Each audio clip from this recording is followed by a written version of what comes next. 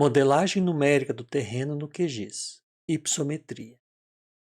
Neste vídeo, utilizaremos o modelo digital de elevação SRTM recortada para o município de Campo Mourão para demonstrar a representação ipsométrica no QGIS.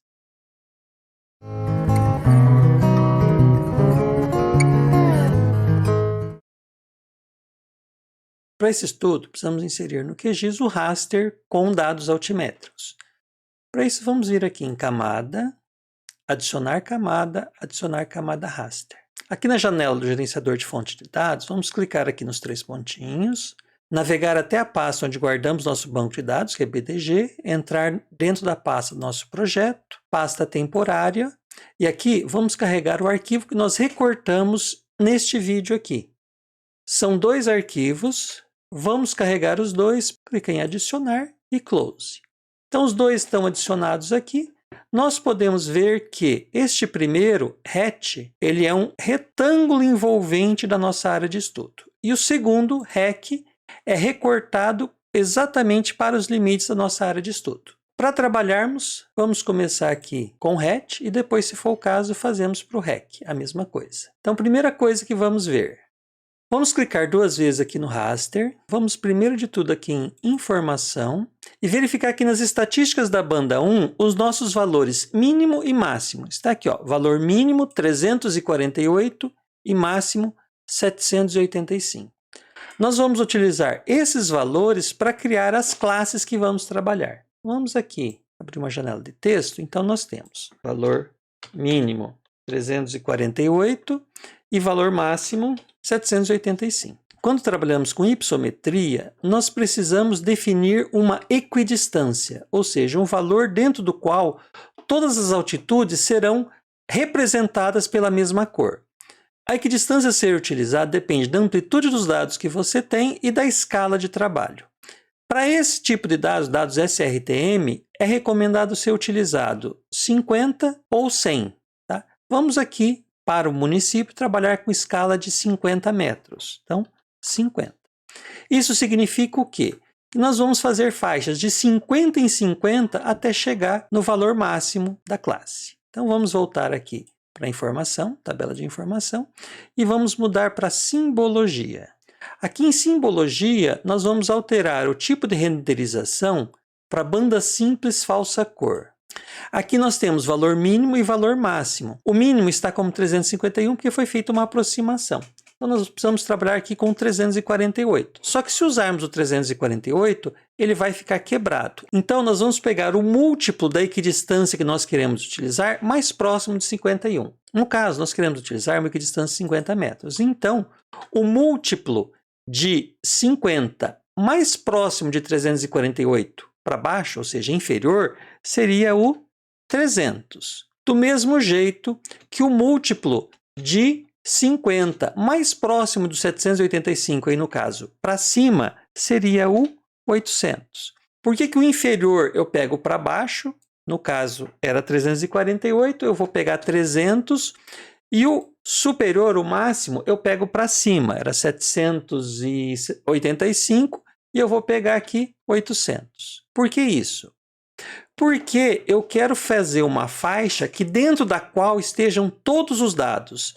Se eu pegar um valor menor que o mínimo e maior que o máximo, todos os dados vão estar ali dentro. Definindo a faixa aqui, nosso próximo passo agora é escolher o modo de interpolação. Nós vamos utilizar aqui o método discreto. E agora vamos definir o número de classes que nós queremos aqui, mudando de modo contínuo para intervalo igual. Certo? Não dá para eu colocar aqui diretamente a equidistância que eu quero de 50 metros. Para fazer isso, nós vamos aumentando o número de classes, até que a equidistância seja igual à que a gente quer, 50 metros.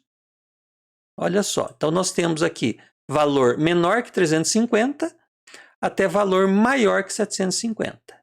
Nosso próximo passo agora é definirmos o tipo de cores que nós queremos utilizar, o gradiente de cores. Então nós vamos clicar aqui no botão do gradiente de cores, vamos abrir e vamos criar um novo gradiente de cor.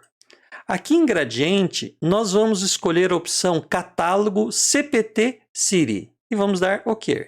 Aqui no catálogo CPT City, nós vamos escolher a opção Topografia e podemos escolher uma dessas opções aqui para trabalhar. Várias opções dependendo do tipo de dados que você tem. Para esse trabalho, eu vou utilizar esta opção. Vamos agora dar OK. As cores estão aqui e vou dar Aplicar. Elas vão ser aplicadas aos meus dados aqui embaixo. Deixa eu dar um OK. Foram aplicadas as cores. E aí tem o quê?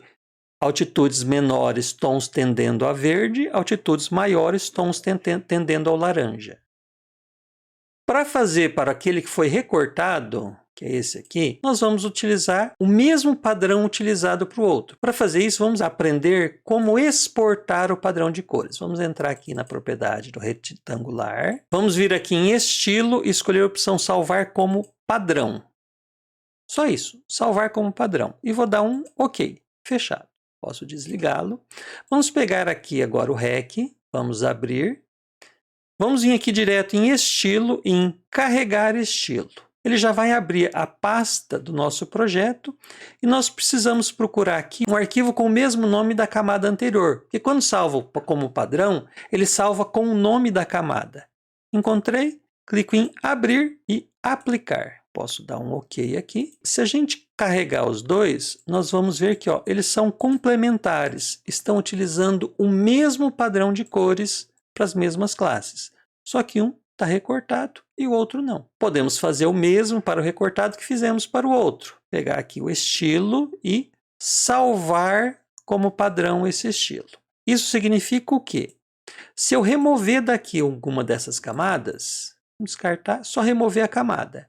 E vim aqui em camada, adicionar camada raster e buscar de volta as duas camadas, abrir, adicionar, elas já vêm com o padrão de cor, porque o padrão de cor foi salvo no arquivo QML quando nós exportamos o padrão. Próxima questão em relação à camada hipossométrica é usar um relevo sombreado. Vamos fazer como fizemos com o outro, para uma camada e depois para outra. Então, a primeira coisa que nós vamos fazer é duplicar a camada. Vamos vir aqui, duplicar camada. Então, agora nós temos duas camadas iguais. Nós vamos renomear a segunda e mudar aqui para sombre, de sombreado. São iguaizinhas até com a visualização. Mas nós vamos mudar a visualização da segunda. Em vez de usar aqui banda simples falsa cor, nós vamos utilizar sombreamento. No sombreamento, basicamente, se coloca uma fonte de iluminação, como se fosse o sol, por exemplo, e a sombra que ela projetaria sobre o relevo, considerando as altitudes de cada célula do DEM. No caso aqui, nós podemos mudar a altitude e azimuth da fonte de iluminação. A altitude vai dizer para a gente a que altura em relação ao horizonte ela está. Então, por exemplo, 90 graus estaria pico. 45 seria assim o meio da manhã ou meio da tarde. Azimuth vai dar para a gente a posição dessa fonte de iluminação. Se nós usarmos aqui, por exemplo, 90, é como se estivesse a leste. Tá? Então, se o Sol nascendo aí no meio da manhã, seria essa informação. Fator de Z é o exagero que vai ser dado ao relevo. Se utilizarmos 1 em valor de Z, o relevo vai ser representado na mesma escala das distâncias. Se nós usarmos aqui, por exemplo, 2, ele vai ter uma escala 2 vezes maior. Vamos utilizar 1, ou seja, sem exagero vertical, e vamos dar um aqui, aplicar, e dar OK. Então, o que aconteceu aqui? Nós não estamos vendo mais as cores, nós estamos vendo esse tom de cinza e dá essa impressão aqui de tridimensionalidade, de relevo. Se nós entrarmos agora no modelo colorido, e formos aqui em transparência, nós podemos diminuir a opacidade dele e deixá-lo semi-transparente. Vamos deixar aqui 75% para testar. Coloquei 75, aplicar, OK. Então, o que aconteceu aqui? Nós temos as duas camadas sobrepostas. A primeira, com as cores, ela está semi-transparente para a camada embaixo com o relevo. Nesse sentido, a gente visualiza como se fosse uma representação semi-tridimensional. O mesmo pode ser feito com a outra camada. Vamos duplicar a outra camada, vamos renomeá-la sombreado. Vamos desligar as duas primeiras, deixar essa aqui ligada. Aproximar para ela. Vamos mudar aqui simbologia, sombreamento, 90 graus, aplicar. OK. Vamos ligar agora a sobreposta. Vamos aqui em transparência, 75. Ok. A diferença com o sombreado ligado e desligado é essa. A gente tem essa percepção do relevo. Neste caso aqui, nós não podemos mais salvar o estilo. Por quê? Nós não temos 4 camadas aqui, ou 2 camadas de cada. A duplicação só acontece aqui no projeto. Neste caso, essa informação ela precisa ser salva no projeto. Então, nós salvamos o projeto. Salvar projeto. Vamos salvar o projeto BDG, dentro do nosso projeto. Vamos salvá-lo como CM, que são as iniciais do município, underline MNT, modelagem numérica do terreno. Salvando com esse nome, porque em próximos vídeos usaremos esse mesmo projeto para fazer mais análises do relevo. Salvar. E é isso por esse vídeo. Bom trabalho no QGIS para vocês.